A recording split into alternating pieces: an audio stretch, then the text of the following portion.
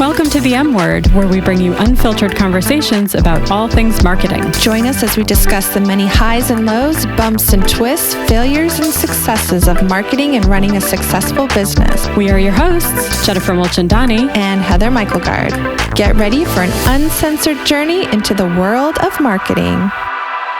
Today we talk with Cheryl Fisher, an entrepreneur, podcaster, and corporate trainer, about her journey from high school teacher to her passion for health and wellness. Cheryl talks about the challenges of building a personal brand, the upsides of network marketing, and how she had to overcome fear of rejection in order to be comfortable with her business. Enjoy the show. Hi, Cheryl. Welcome to the M Word. Hi, thank you so much. We're so glad to have you here. Tell us about your journey. You started in teaching and then went to entrepreneurship. Now you have a podcast. Tell us a little bit about you. Happy to. Thank you. I was a teacher, high school math and economics for 12 years. And that was while my kids were growing up and going through school mainly. And I had actually switched careers to become a teacher from something else previously. But I hit a big birthday somewhere along those 12 years. And I couldn't imagine myself staying in one thing for 20 some more years. I was just doing the math and feeling a little trapped, even in a job I liked. So I started to think, well, maybe there's something I could do that would give me just options or choices. Maybe I'd stay, maybe I'd go, but I'd have a choice. And so that's how I ended up starting a business with Arbonne, which is my health and wellness business, just to see if maybe it would give me a choice sometime. And then that was a long road because I had to learn entrepreneurship from zero. And the podcast has come out of 10 or so years of learning mindset and success principles and healthy living that I had no clue about before that. Tell us about your podcast, the name, and who are your guests? What do you all talk about? So it just launched in May. We're still pretty new, but it has been such a fun ride so far. It is called OMG Teach Me, which is a little bit of a play on being a teacher, but also I really just want to share with people lessons that I've learned about living well, whether it's mindset or it's just healthy habits. And sometimes it's me sharing that, and sometimes it's me bringing in another expert as a guest to teach us. And it has been anything from using fun to have more success, which is what's coming next week, to wondering how to get past maybe blocks that we have when we're going towards success in our minds, to the power of strength training when you're in midlife. So just all sorts of topics about living well. How does the podcast then, Cheryl, sort of correlate or support the rest of the Cheryl Fisher brand, if you will? That is an excellent question. You know, it's I think my way of showing people that I've become a brand myself in a sense. And it came from teaching and loving to teach, and I still do corporate training. I love to run my mouth. I love to teach things. But at the same time, there's all these things that I know that most people don't know, because most people maybe haven't ever had to run their own business or run their own day even. And so I want to share that. I find it interesting because you said you started with Arbonne in around 2011. Is that right? And it's 2023 when you launched a podcast. So was this evolution to figure out that you are a brand representing anything else that you're bringing to market? Or was that like an epiphany that you had? What a great question. Can I say both? It's interesting because the podcast happened very specifically this year, and it was a little bit of an epiphany. And I always thought that I wanted to be a speaker eventually, go around and speak to groups, and it would still be the same message. But I kind of decided all of a sudden this year, I don't want to do that. I don't want to travel around and speak to groups, but I want to get my message out there. And maybe I finally had built up the confidence to know that I felt good about putting my message out there as a brand. And suddenly I just went, wait, I can do this on a podcast. I don't have to travel around and go anywhere. And maybe it can be quite a big reach and become something that matters. So a little bit of a long thought process about trying to send out my message, but an epiphany about how to do it for sure. Yeah, because you've been doing email marketing for a long time as part of your growing your brand. Yes. And do you have a website that's specific to Cheryl Fisher? So I do have a landing page, I would call it. And that's certainly something that can link people into whatever else they need. And that's onamission.bio/OMG Teach Me. So yeah, that kind of then links people out to everything else. So I want to just go a little bit deeper on the podcast. As fairly new podcast hosts, producers, publishers, a podcast is a lot of work. So yes, it is. I love that you went that route because you could expand your reach and you wouldn't have to travel. But talk to us about the challenges of producing, publishing, maintaining a podcast, and how do you do it on your own? So yeah, great questions and absolutely valid. And I have 3 different things going on.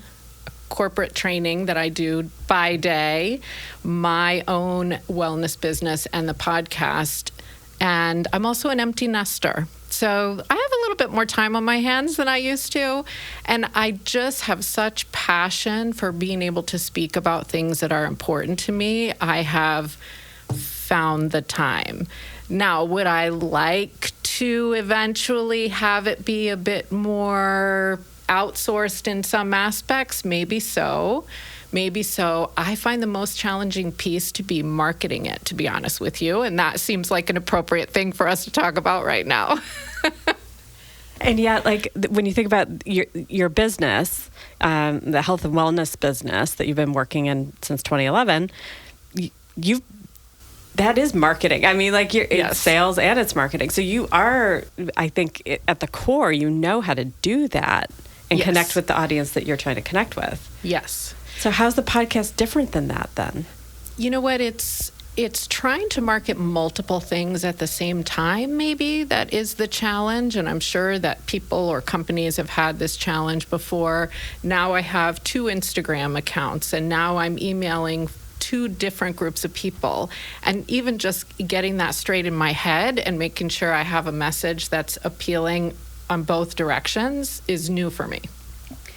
I wanted to pick up on something you said a minute ago about this, the corporate training job. And you talked about that as being, I don't think you used this word, your day job. Maybe you did, but I said by day. By day. How does it all fit together, and how do you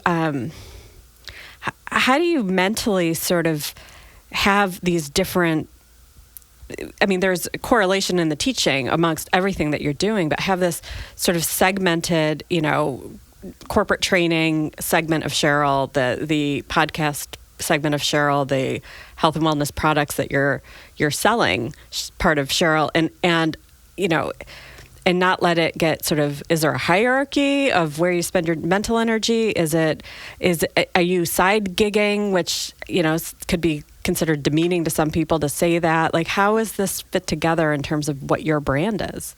It's a great question. And I'm thinking it through in my head as I'm answering. So my mental energy, I think it's always running in the background about my Arbonne business and my podcast. Fair enough.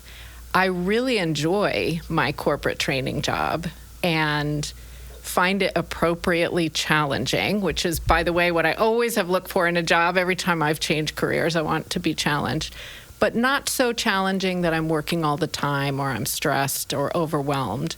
So that gives me, I guess, the bandwidth, maybe is the right word, to then be able to focus on these other things.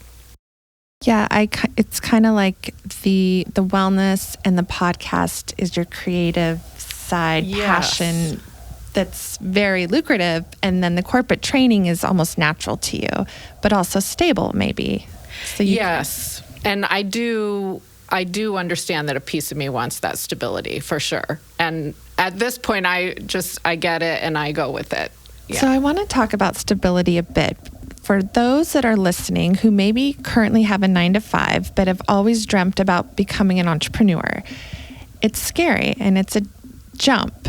How did you make that leap from teacher to entrepreneur, and what were some of the biggest challenges that you faced?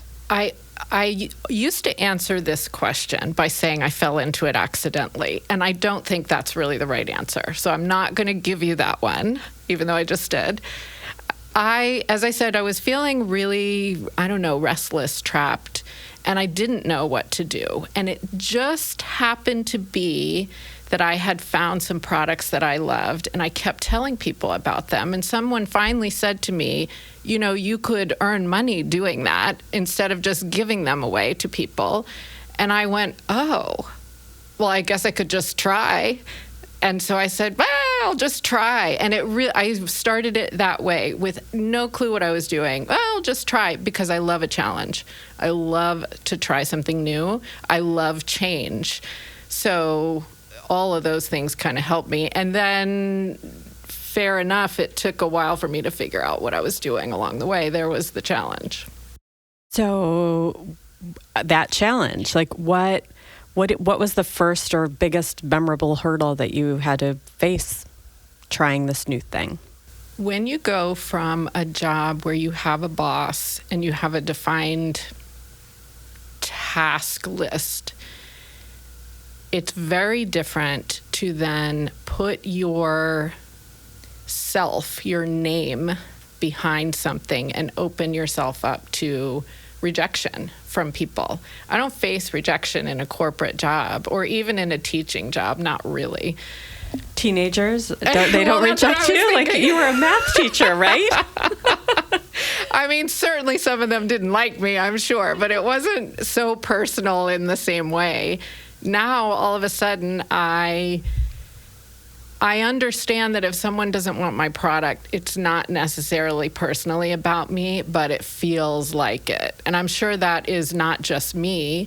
It's anyone who's starting their own business. Now I had to figure out how to stick my neck out and be okay with it if the answer was no. And that was very different. I want to talk about the stigma and misconceptions around the social network marketing, because is that what we still consider Arbonne? Yes. And I know the product, it's great. I used to use it as well. But how do you deal with the stigma around that? And do you think it's still there? You know what? I'm not sure it is still there in quite the same way, except for kind of a troll thing. So it's there. And I have had bad experiences throughout the years, occasionally, where someone said, oh, it's one of those things. Fine, okay, go get your stuff somewhere else. That's absolutely fine with me. But the industry is growing so much right now. And even if you're not talking about network marketing or direct sales, now we have affiliate marketing and brand ambassadors. And I would say that my business model is even better because I can act as a brand ambassador and teach other people to do the same thing. And that's two different sources of income. But either way, it's something that people know better now, especially from a social media aspect, than they used to. But there are absolutely still people out there saying, oh, it's one of those things. And I just think maybe they don't really know what it is. And that's how I kind of keep myself from worrying about it. Maybe they don't really know. Do you find is there generational differences in that perception? Like we are of the ilk that, it's whatever, I don't even know what Amway was, but it's like stuck in my brain, right? Like these old school pyramid scheme things. But I don't know. I would think people in their 20s and 30s who are sort of born into this idea of what you're describing, brand ambassadors and affiliate marketing and, bloggers who get payback for recommending stuff. Are they more comfortable just by virtue of the fact of how they were grown into it? I think you might be completely correct about that. I mean, I think about my mom, and I didn't even know this until recently. She said, oh, yeah, I did, what was it, Avon maybe for a little while. And she said, I was too nervous to go and knock on doors. And I thought, knock on doors? My goodness, no one does that. But a couple generations ago, it was a very different business model, not even talking about structure, but just how people did it. Well, sure. I mean, the social networking right now, we have all these tools. Right. But back in the day, I sold Girl Scout cookies knocking door to door too. Absolutely. Right? Yeah. Now you post on your parents' Facebook page and everyone sells their cookies. My mom did a company, it was a Japanese skincare brand. This is in the early 90s, called Neuvier. I haven't heard of it. It was same. Mm-hmm. I have no idea if they're still around, but the fact your mother did it too, it's hilarious. Yeah, well, and maybe sometimes I think it's stories like that make us feel like we really know how these businesses work, and it's silly and we would never make money. Because that's one of the other things I hear is, oh, nobody ever makes any money at that. Well, the vast majority of people don't make a lot, but a lot of that is choice. They dabble, they get their products at a discount, and they're happy with that. You do have to actually work as a business person to make money, but I have been doing that now for 12 years, so it's possible. It just depends on how a person does it. Well, and I do think social media has revolutionized this business in that we are not afraid to buy online anymore. Yes. I mean, I buy a lot of things on Instagram, unfortunately, but it's normal now. And we also are able then to show the fruits of our labor. I see a lot of people who are entrepreneurs or also selling product, and then they put out there, have all this income that I didn't have before. And so it's like they're showing how they're actually making it work and how they're being successful, which then I think also helps to expand the brand and get other people on board. Yes. I want to talk a little bit about wellness and how it has been important in your life. I'm sitting across from you. Your skin is glowing. I think that's probably a testament to Arbonne and the products that you use.